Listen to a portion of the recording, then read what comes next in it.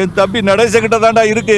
அவன் தான் அதை தொலைச்சிட்டானே. ஐயனார் துணை சீரியலோட இன்னைக்கு எபிசோட்ல வெளியே கிளம்புன நிலாவும் சோழனும் கார்ல போய்கிட்டே இருக்கிறப்ப சோழன் வந்து தலைவலிக்குதுன்னு சொல்லி காரை ஓரமா நிப்பாட்டிட்டு 2 டீ வாங்கிட்டு வந்து நிலாவும் சோழனும் குடிச்சுக்கிட்டு இருக்கும்போது சோழன் வீடு கையை விட்டு போனது ரொம்ப கஷ்டமா இருக்கு. அந்த வீட்டோட அட்டாச்மெண்ட் இல்லாத எனக்கே ஒரு மாதிரி இருக்குன்னா சேரன நிலமெல்லாம் பாவங்க.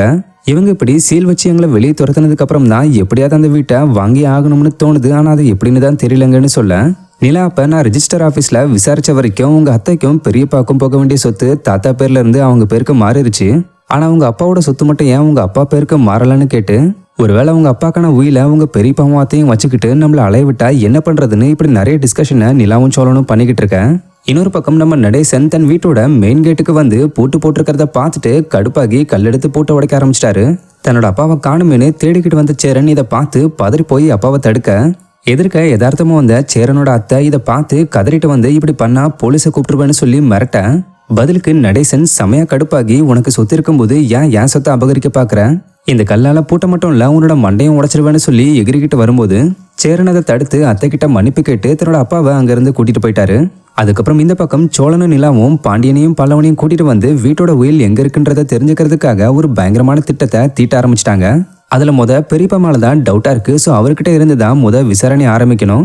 பட் நம்ம நேரா போய் விசாரிக்கிற மாதிரி இருக்கக்கூடாது, திருட மாதிரி போய் பேசணும்னு சொல்ல, இதை கேட்டுட்டு பாண்டியனும் பல்லவனும் ஆள் அடையாளம் தெரியக்கூடாதுன்றதுக்காக ஜர்க்கனையும் மாஸ்கையும் போட்டுக்கிட்டு போய் பெரியப்பாவை வர வழியில மடக்கி ஒரு உரமா கொண்டு போய் திருடுங்க மாதிரியே பேசி கரெக்டா சுத்தி வளைச்சி அந்த வீட்டோட உயில் எங்களுக்கு வேணும், அப்பதான் உன்னை விடுவோம், இல்லைன்னா உன்னை கொண்டு போட்டுருவோம்னு சொல்லி மிரட்ட, அப்ப பெரியப்பா பயந்து போய் அந்த வீட்டோட உயில் என்கிட்ட இல்ல நடேசன் கிட்ட தான் இருந்தது, ஆனா அவன் தான் அதை தொலைச்சிட்டான்னு உண்மையை சொல்லி பேசிக்கிட்டு இருக்கும்போது இன்ஃபர்மேஷன் கிடைச்ச வரைக்கும் போதும்னு சொல்லி சோழனும் நிலாவும் காரை விட்டு இறங்கி ஓடி போய் பல்லவனையும் பாண்டியனையும் அடிக்கிற மாதிரி நடிச்சு ஓட விட, அப்புறம் அவங்களுக்கும் இந்த சம்பவத்துக்கும் சம்பந்தமே இல்லாத மாதிரி பெரியப்பா கிட்ட பாசாங்க வைக்க, அப்ப திடீர்னு பெரியப்பா சோழனை நோக்கி எனக்கு நம்ம உன் மேலதான் சந்தேகமா இருக்குன்னு சொல்லி கரெக்டா பாயிண்ட் எடுத்து வச்சதோட சீரியலை முடிச்சிட்டாங்க.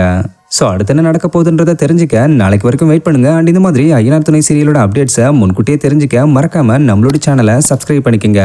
தேங்க்யூ.